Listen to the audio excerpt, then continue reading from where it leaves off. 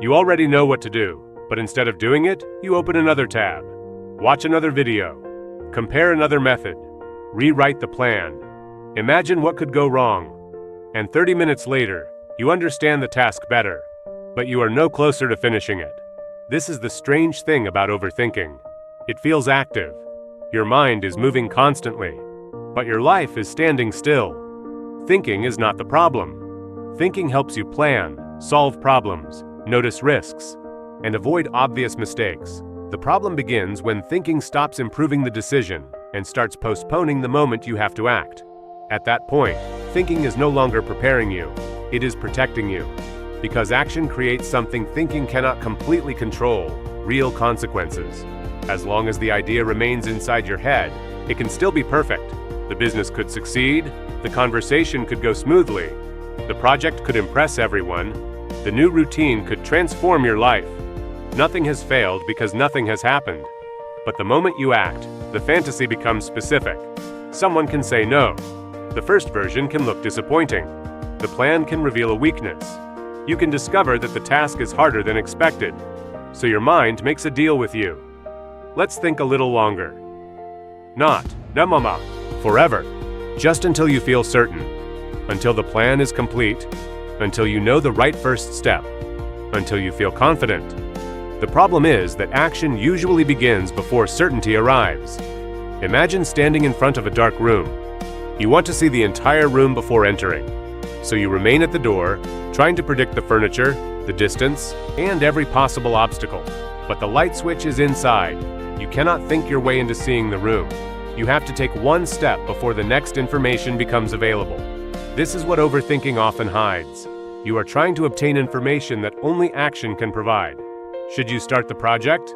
You can think about it for another week, or create the first rough version and see what happens. Should you send the message? You can rewrite it 15 times. Or send a respectful version and receive a real response.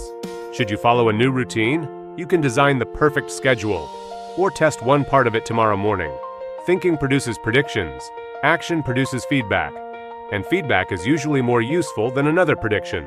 But overthinking can feel safer because it creates the sensation of progress without exposing you to correction. You organize, research, compare, simulate, prepare.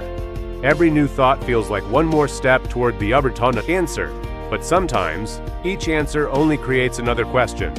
What if there is a better method? What if you choose the wrong option? What if you regret it? What if you begin and lose motivation? What if you are not ready? Soon, you are no longer solving the original problem. You are trying to eliminate every possible future discomfort. And that task has no finish line. You cannot remove all uncertainty before acting. You cannot guarantee that you will never regret a choice. You cannot know exactly how motivated you will feel next week. You cannot test a plan without using it. This is why intelligent people can still become trapped in simple decisions. The mind keeps discovering more variables, more scenarios, more consequences, more reasons to wait. The ability to imagine possibilities is useful, but without a stopping rule, possibility becomes a maze.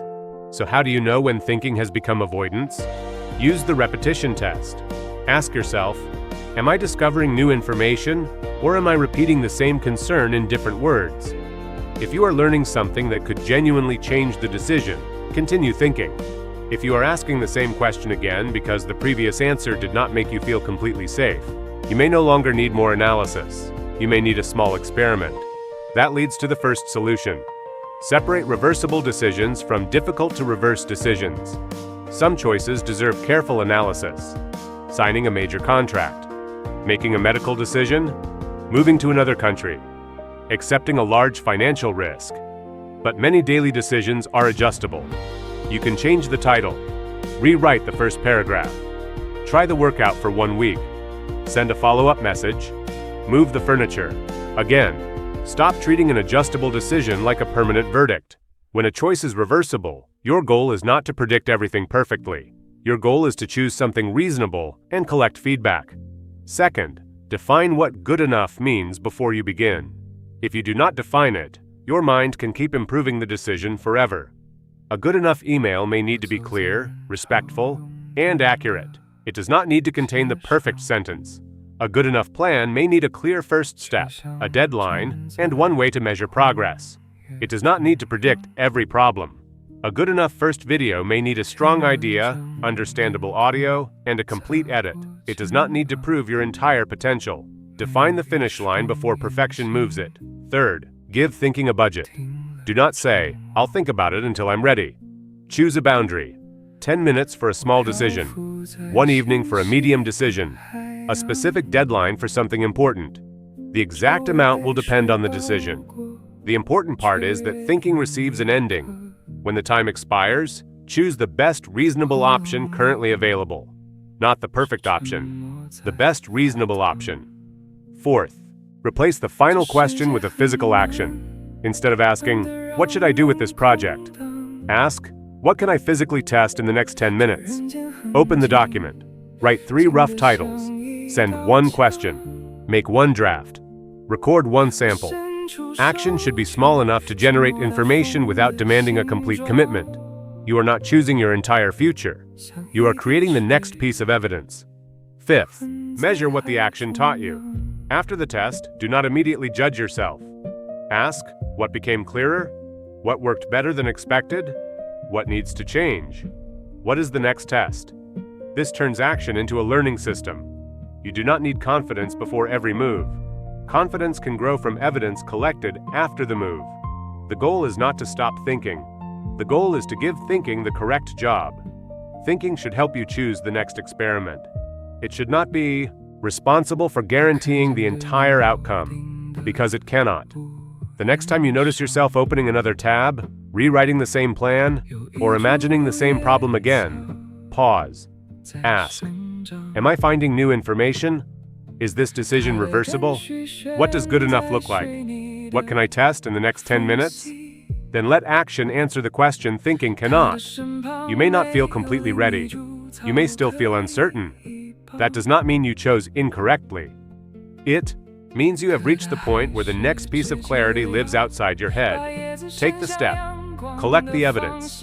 Then think again. But overthinking does not always end when the workday ends.